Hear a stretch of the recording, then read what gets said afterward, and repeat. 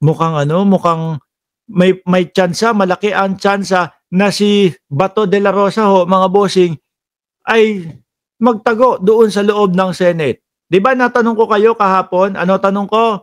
Ang sabi ko sa inyo, ano sa tingin nyo ang kahihinatnan o kalalagyan ni Bato de la Rosa? Una, ang patutunguhan pala. Una, magtatago. Number one yan. No? Pangalawa, manlalaban. At pangatlo, sasama ng kusa o sasama ng maayos. Ang nakikita ko, 1 and 2, mga bossing, ang posibleng gawin po ni Bato de la Rosa. Bakit to? Kasi naman, talaga namang pinapakita nila na hindi nila ginagalang ang ICC. 'Di ba?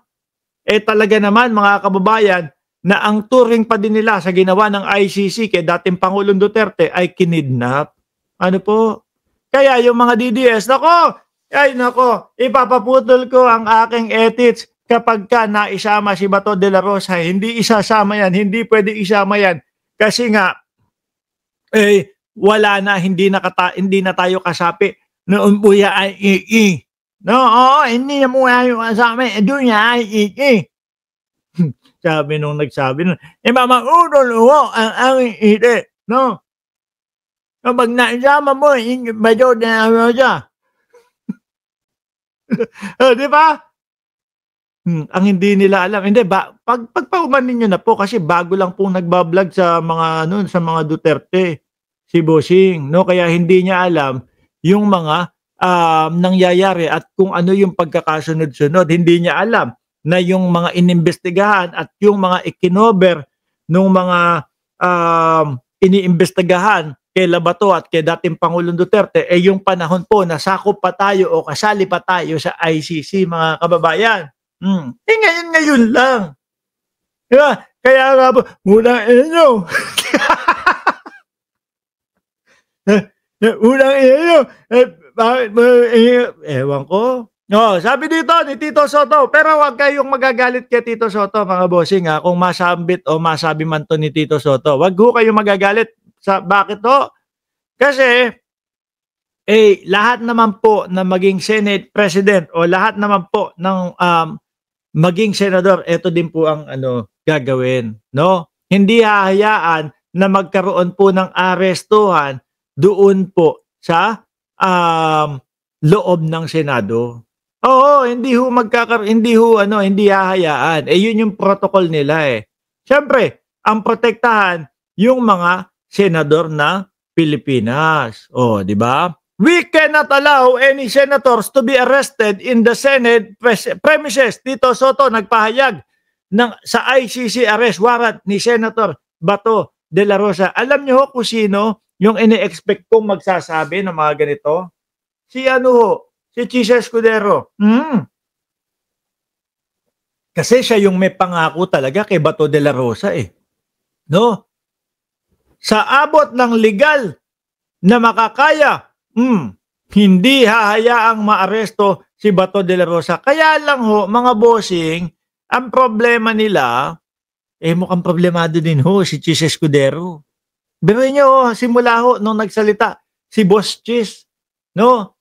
Nang itinuturo na ang mastermind daw ho si Martin Romualdez. Simula po nung siya ay nagsalita ng ganun, mga bossing, doon po sa harap ng mga senador at harap ng mga cameraman at harap nung pinag-auditionan niya na si Vice Presidente, hindi ko na ho narinig si Chis Escudero. Ewan ko kung ano na po nangyari kay Boss Chis. Wala na. Si Hart nga mas dumalas yung pagpo-post No? Yung parang yung nagpo-post si Hart Evangelista na tipo bang kinukutya pa yung mga Pilipino na kesyo ganito, yung mga nagpo-post ng mga diamond, etc., etc. Ganun niya di ba? Pero, tingin nyo po, gawin ni Bato de la Rosa na pag nagtago sa Senado, pag ito nga ho, nag-formation na, 2,000 kapulisan, nag-formation sa labas ng Senado. Hindi po pwedeng hindi po yan hindi po malayong mangyari yan, mga bossing. Bakit si Bato naman, siyempre kahit hindi naging presidente yan o kahit hindi dating pangulo yan, Kumbaga, ang laging pinapakita niya naman po, manlalaban at hindi sasama at hindi ginagalang ang ICC. So, hindi po malabo na mangyari na 2,000 kapulisan i-formation po, no? Baka si General Torre din ang mag-formation niyan sa labas ng Senado. Antayin na lumabas si Bato de la Rosa kapagka nahawakan, nakuha na yung warrant of arrest galing sa ICC. Madami nagsasabi, peki daw ho, no? Yung sinabi o hindi daw totoo o fake news daw ho yung sinabi nito pong si Ombudsman Remulla na meron na pong warrant of arrest si Bato de la Rosa. Di sige, bahala kayo, no? Paniwalaan nyo yung gusto nyong paniwalaan na peke o hindi totoo yung sinabi ni Boying Remulla. Magpakampante kayo, di ba Bato de la Rosa? Magpakampante kayo. Magstay lang kayo dyan. Hindi, pero mga bossing, yung sinasabi ko ho, na hindi ho malayo na magpa-formation ng 2,000 kapulisan para kordonan po yung Senado para hindi po makalabas si Bato. Para po pag lumabas si Bato de la Rosa, iserve yung warrant of arrest, mga kababayan, maaari pong mangyari. No? Tsaka yung mga bossing, naalala nyo kay dating Pangulong Duterte, 8, ibinalita ho. No, na merong warrant of arrest kay dating Pangulong Duterte, ganito, ganyan. Pero napakakalma natin nun eh.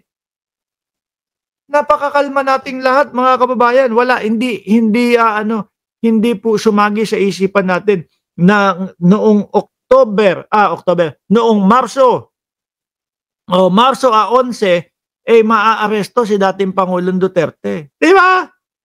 Biglaan din ho. Parang gulpi di gulat ho, mga kababayan. So ngayon, maniwala ka ba to na yung sinasabi ng mga kasamahan mo, yung sinasabi ng mga nakapalibot sa iyo na hindi totoo na merong warrant of arrest? Pakampante ka lang, boss. Di ba? Pwede naman sa huli ang pagsisisi. Pwede naman kapag ka nandoon ka na, saka ka magsisi. Dapat pala nakinig ako na meron talagang tawag dito? Meron talagang warrant of arrest sa akin. Di ba? Mga bossing, ganun lang yun eh. Pero since ayaw nyo makinig, bahala kayo. Basta kami dito, manonood lang ng show ninyo. Titingnan lang namin kayo. Panonoorin lang namin kayo kung ano ang inyong magiging reaksyon. Di po ba, mga kababayan? At ito pa ho, mga bossing, bago tayo pumunta doon sa susunod, no? Si Bersamin may sinasabi naman po. Si Bersamin, opo, mga kababayan,